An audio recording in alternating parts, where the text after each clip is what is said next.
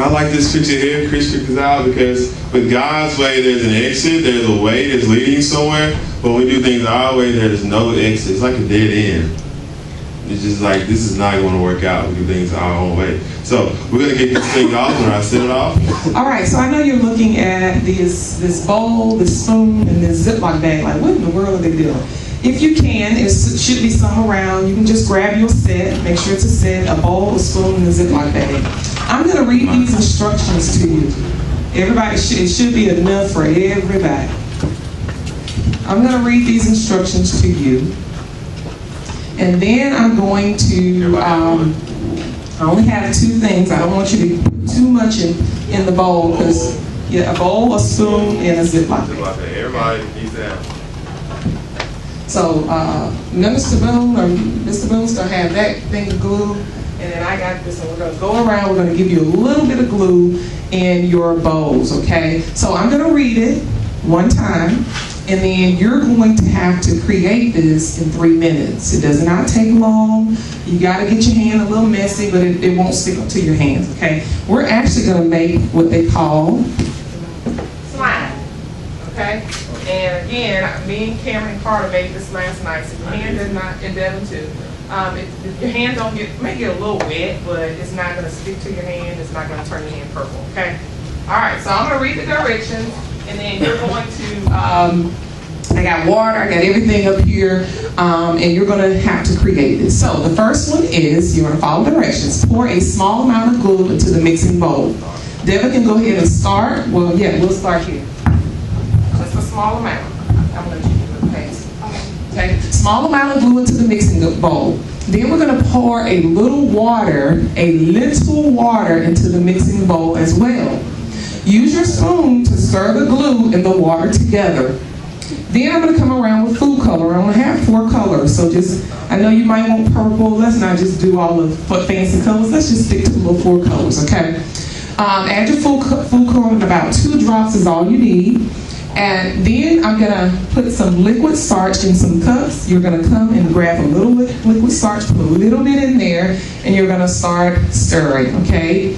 It should be nice and blobby by now, okay? As you play with your slimy concoction, it will become more stretchy and easy to hold. Explore your slimy creation and store it in a Ziploc bag when you're not using it, okay? So here we go.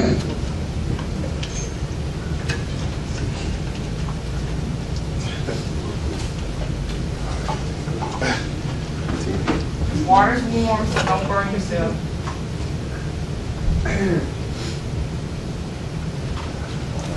Everybody has some glue? Alright, so, you got my music going? I'm about to hit. Just a little bit, not too much.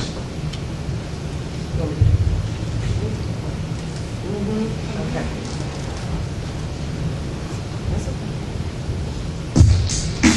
I might put a little too much in there.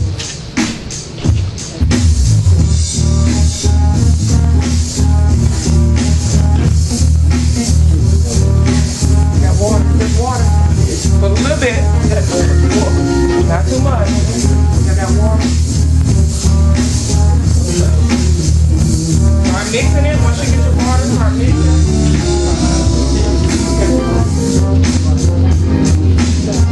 Start mixing. Start mixing.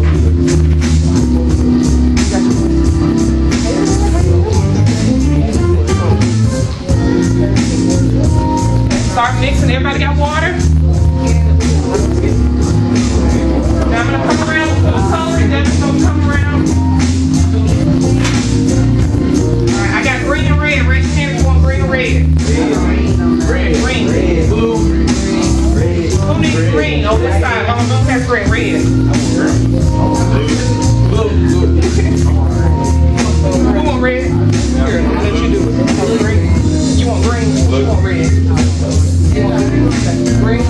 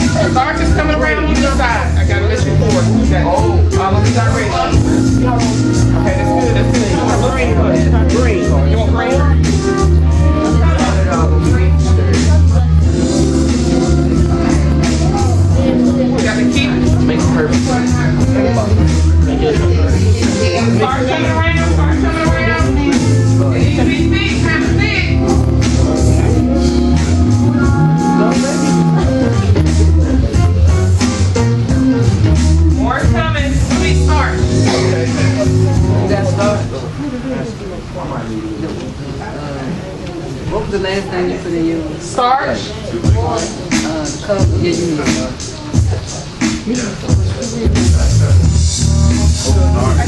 Okay, I have that. Yeah, I need more starch.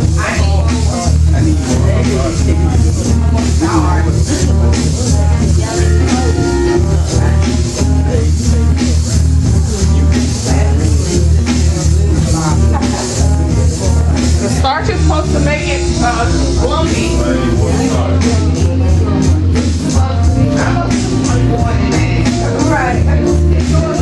I want to see who's going to, yours looking good.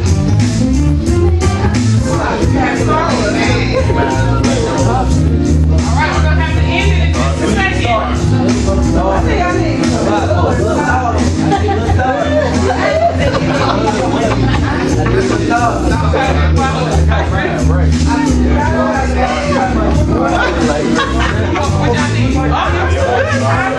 Yeah, it was right. You got that started.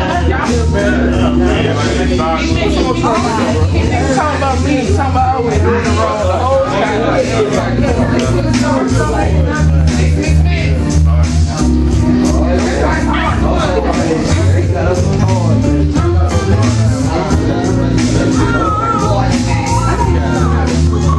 how you get yellow? That's probably blue. I'm like, hey, you're done when I had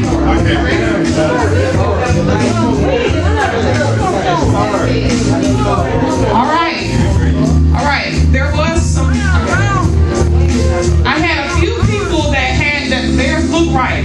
After that, you have to kind of grab it with your hands. If it's thicker now, if it's water, don't do it. Some people, Who has a good hoop? If you like your glove, hold it up.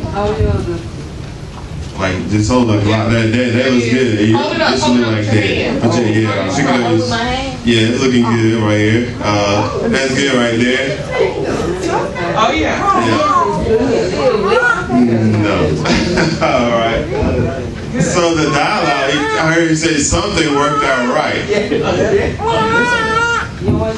Everybody had the same direction, didn't they? Yep. We got different products. Just were not really clear. Well, I don't think I had enough Okay, smile. We did what? I don't know if I had enough. yes. That's how we do the word, ain't it? Yes. That's how we do the God's word. Here, God's word in black and white, where there's about 500 translations, and everybody, well, it's not clear. I don't get it. I couldn't do it. I didn't have enough help. I didn't have enough glue. I didn't have enough water. Everybody didn't call on. But they got it. Look at your partner. They got it. It was clear to them.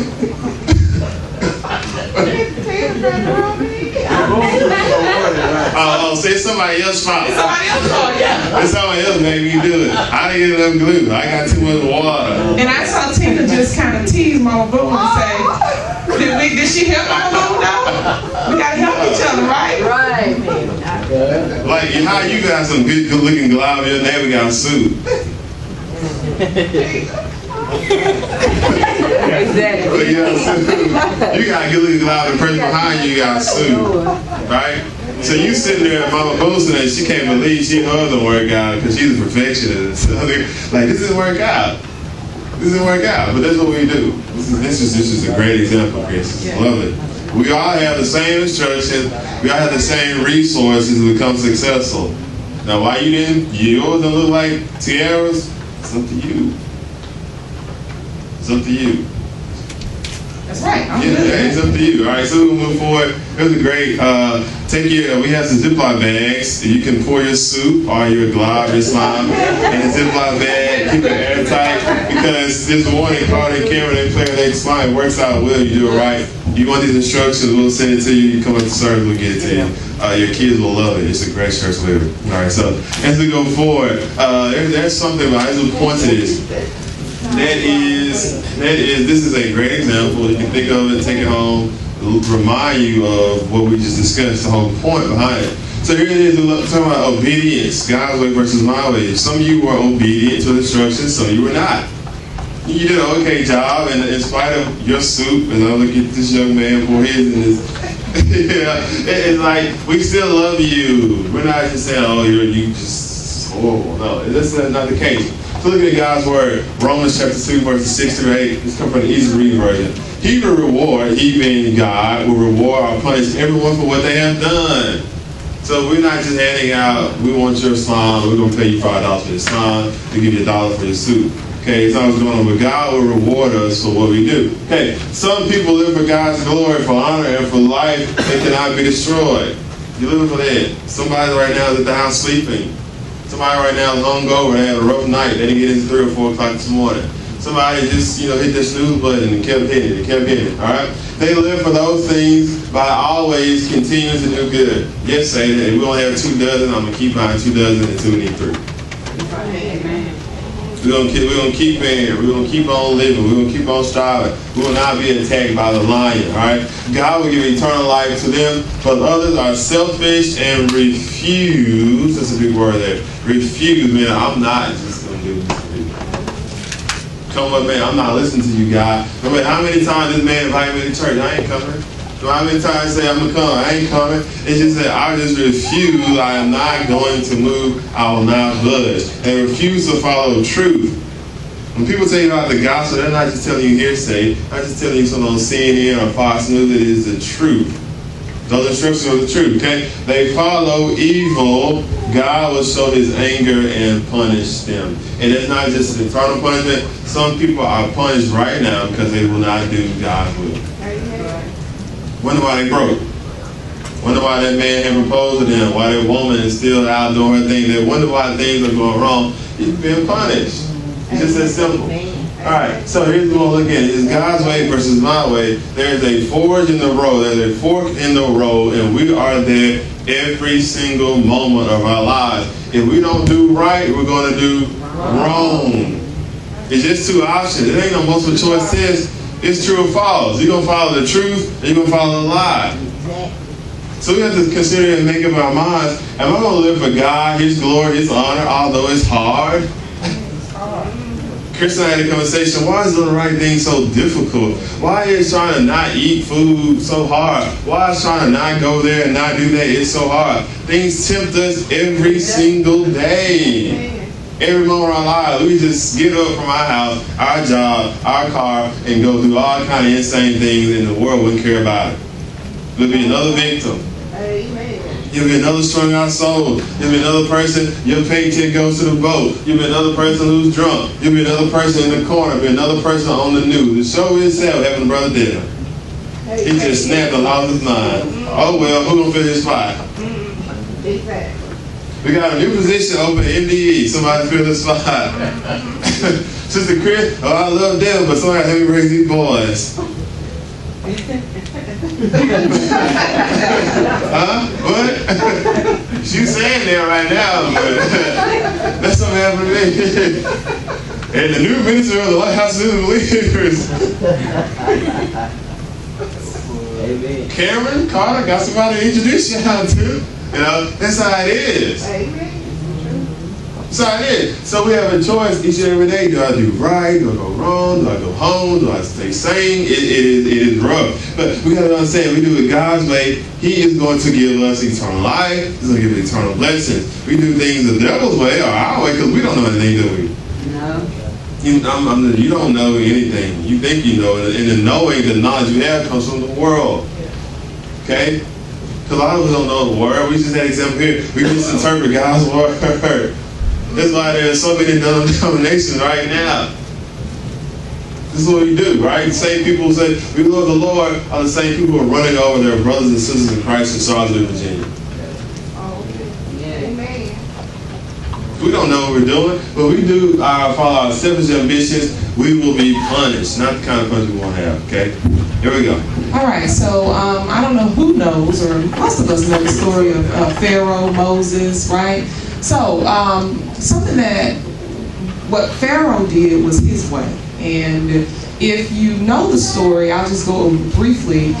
Pharaoh was this king, right, in Egypt, and he had the slaves, which were the Israelites, and he was just slaving them, making them slaves. So the Israelites were praying to God, can you deliver us? Can you deliver us? And so he sent Moses and Aaron to tell Pharaoh to let the people go, right? And sometimes that is how it is with us. God may come through his word and tell us something and you know it because it's kind of just aching at you, or it's kind of like, okay, God, I know you want me to do this, or I know you want me to say this, but I just can't do it right now, right? And so he kept telling Moses, like, look, tell Pharaoh to let my people go. There were 10 plagues. So there were, after every time Moses went, Pharaoh said no, his heart was hardened, and God would send a plague or a punishment, okay? After every time there was a punishment. And so that last plague, with Devin and I were talking about how it was minor versus major. And so I was saying that the first plague was a minor plague, the blood, right? Right, first plague, all the water turned into blood. Is that minor or major to y'all? If you go out to take a shower,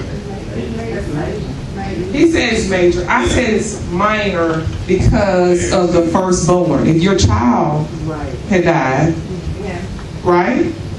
I don't mind a little blood, but my child, somebody that I birthed into the world, that's a major. Right, it's both major, but I'm just saying compared to. But either way, God sent these plagues, and his heart was hardened. He still wouldn't let these people go until that last plague. He was like, look, just get away from here. Y'all can kill my son, just get away from here. We don't want to get to the point where God is saying, let me, whatever it may be. It might not be your child, but it could be something that was like really hurtful to you and something that you feel like you're going to go crazy. You have to do what God say do. It's so, and us as humans, as grown people, you know, people say this thing, well, you can't tell a grown person what to do. Well, God can. Right. Yeah. And he'll get his point across. We serve a loving God, but he's doing it in love so he can get you to do what you need to do. And I will never forget when Devin was called into ministry back in 2008, he would wake up, before he was called into ministry, I was like, you might need to talk to the pastor about this. Because every morning, he would wake up, wash his face, and he said he would feel like someone like punched him in the face. Like it was just this pain on the side of his face. And I was like, you might need to talk to, the pastor about it. He didn't do it for a while. It was a while, and he would just keep having this every other day, or it was just, he was running from what God was telling him to do. And so eventually our pastor told us that, look, God is calling you into ministry. God wants you to do this or that or whatever. Same with you. God may be saying something to you, and again, through his word, because that's where God speaks, through his word, he might put something on your heart, or he might send somebody to you that you know that's been on your heart, like, oh yeah, I know that God has, I do feel that that's my need, that's what I need to do. And we sometimes will ignore it because it's uncomfortable. It's uncomfortable being a bold Christian. Because sometimes we don't want to, I tell them, we don't want to be like the world. So we are afraid of what the world will say about us if we do what God say do. We cannot be like that. You have something? Yeah, it's just as important. You might not be going through, like, your water might be blood. You might have frogs and stuff, but you're going through something all the time. God he tries to whip all of us, right? He loves us. Who here has a child you don't discipline? No one, right? So God loves us. He's jealous. But what happens is, like she pointed out, we were getting hard in our heart. Okay, there's a young lady on Facebook. She made a post about people go to church and they aren't moved. They move out. And the truth of the matter is, God's word, it is what it is, it's truth. A lot of times instead of becoming better, we talk about how God's word makes us wiser, stronger, and better. People become bitter. Yes. We've seen we've seen a lot of people come in and out the door, they go out the door, they don't come back because something that the word of God has made them bitter. So you tell me I'm not supposed to shag with my boyfriend for 5 years? I'm not telling you that. God's word is telling you that because y'all having all kind of premarital sex. Right. Y'all living a lifestyle that's not pleasing to God. So you telling me I can't be just out partying and drinking and smoking? I'm not telling you that, but God's word is telling you that. And you wonder why things aren't happening for you. God's whooping your tail. And then it's going to come to a point where it's like he's really going to make you just tap out. So you're gonna tap out because every time you just harden your heart, it's like, okay, that didn't work. It didn't work. It didn't work. Like with Cameron and Carter. Like, okay, you're on red today. You're on red next week. I'm gonna keep taking stuff away. The discipline will get worse and worse and worse until you get it. Amen. Until you get it, you have to submit everything, all to me, and just stop, just playing like it's all that. Okay. So here it is. When it comes to disobedience, what made Pharaoh, what makes us disobey is very, very simple. It's an acronym here, DFW. It's a famous airport, Dallas Fort Worth. We could arrange these letters in a lot of different ways, but DFW is very friendly. DFW, okay. Disobedience, that's the root here. We're looking at why do we disobey. We're going to start with the devil, right? Satan is the source of all of our sin. He is the one who is out there maximizing our demise. Because when he sees us as a Christian, he sees God. He sees the Spirit, Emmanuel, God with us. So Satan ultimately wants us to fail. He wants us to be eaten alive, to be destroyed. He is out here giving us all kind of stuff to make us disobey. He's the one kind of making sure that the world, first of all, he influences our flesh, okay? Our flesh makes us want to look, makes us want to see, makes us want to taste, makes us want to feel, makes us want to do. The flesh is why we're addicted to stuff. The flesh is why we're addicted to milk, why we're addicted to chocolate, why we're addicted to coffee, why we're addicted to women and men, and we lust. It is all about the flesh. Because the flesh realizes that at some point, it's going to be over with. When we're 9 years old, our flesh, how they embalm a body, what happens to your flesh? It rots away. Ashes to ashes, dust to dust. You'll be burned, or you'll be rotting somewhere in the grave. Your flesh. So your flesh is like, I know this spirit can live eternally, either in heaven or in hell. I might have 85 years. Bless you. I might have 100 years. I might have 30 years for the lifestyle we live. That's why they say you only live once, YOLO. So the flesh wants to go just crazy. Have all kind of fun. Turn up until you turn out. When you go to the grave, just be full of all kind of skid marks and stuff. That's the mentality of the flesh. Have as many women as you can, have as many men as you can, make as much money, get as many highs as you can, and just have a ball. Yeah, it's called a hedonistic lifestyle. The hedonists, they like pleasure. The flesh wants to feel good. I like to be pleased. Drive me around. Yeah, bring me my plate. Yeah, I had a long day. Yeah, massage my feet.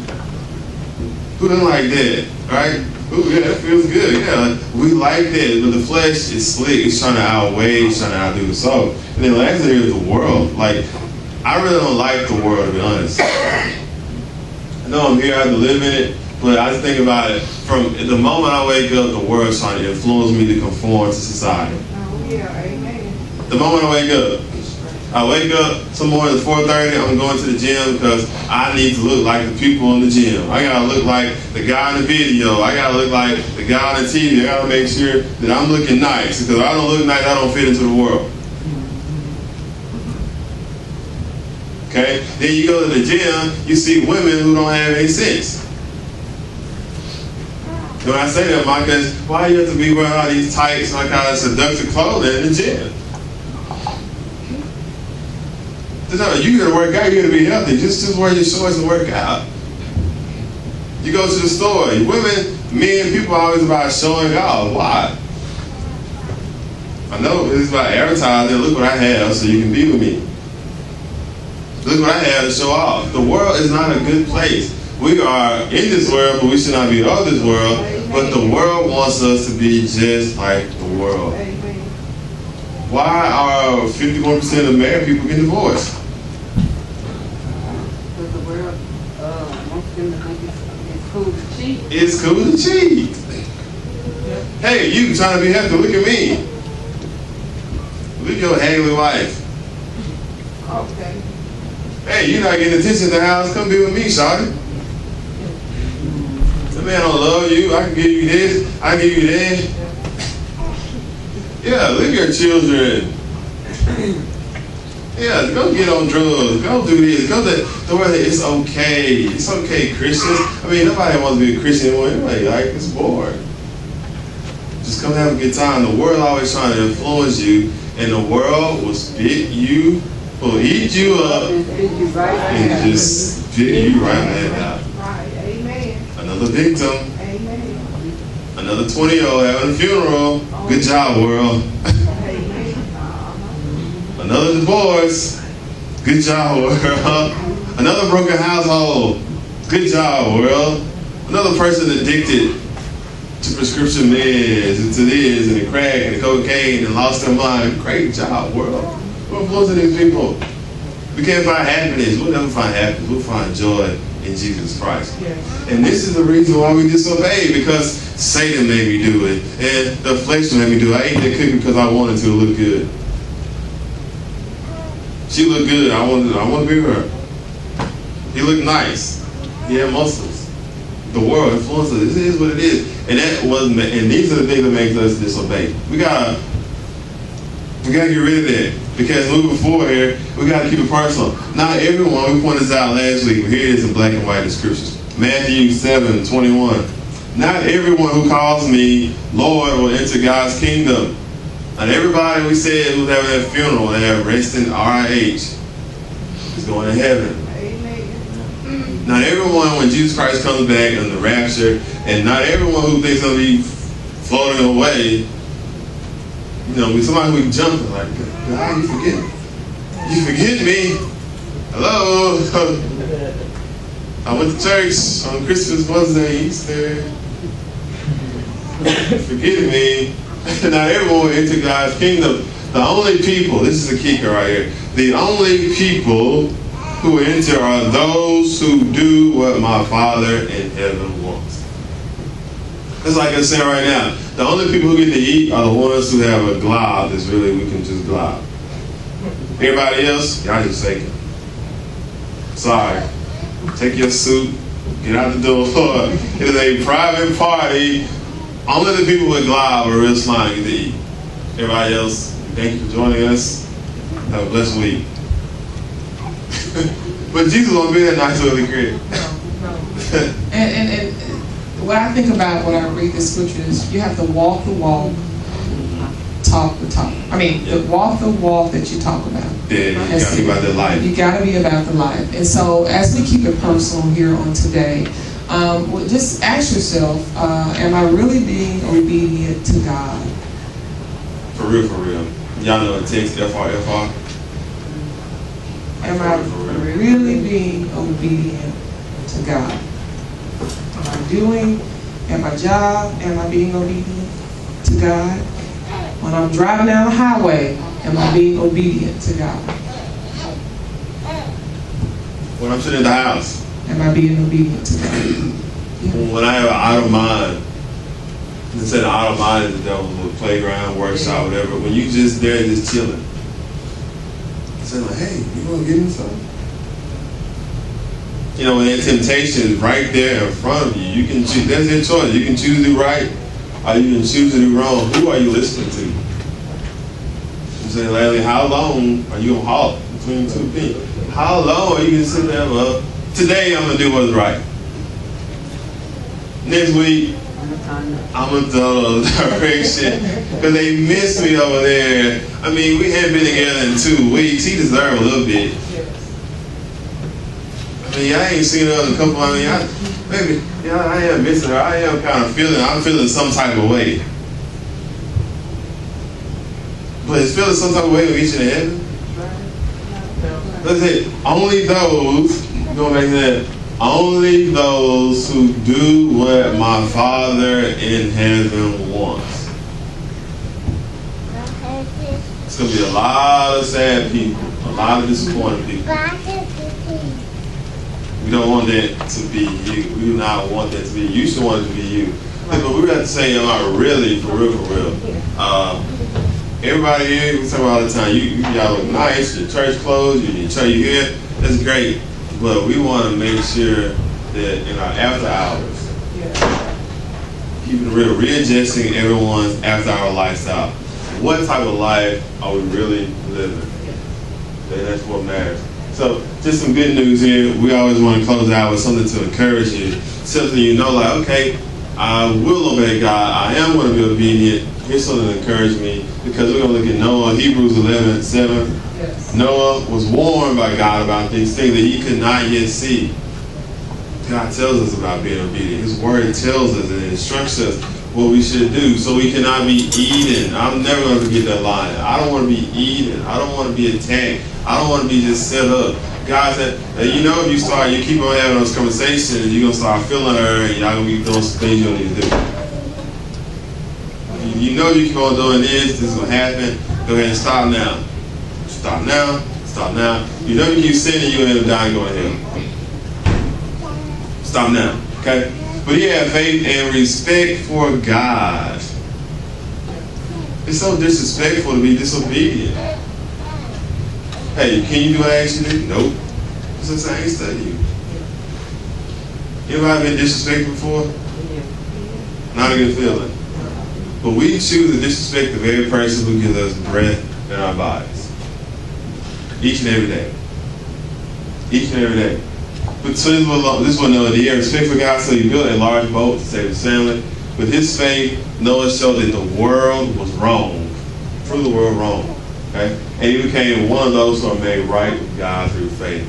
A lot of times it's very hard to believe, and be obedient to God, because you just don't trust Him. Yes. You don't trust that doing things His way will work out for your good, but it will. It will. And God sends people and things and situations so that you can trust and have faith in Him. And one thing Noah did, everybody looked at him like he was crazy because there was no rain. They had never had rain. And he was doing all this stuff and talking, but he had faith in God. And we have got to have faith that if God said it, if you know God said it, believe that, trust God, and you will see that God will bless you in everything He tells you to do if you do. Amen. Amen.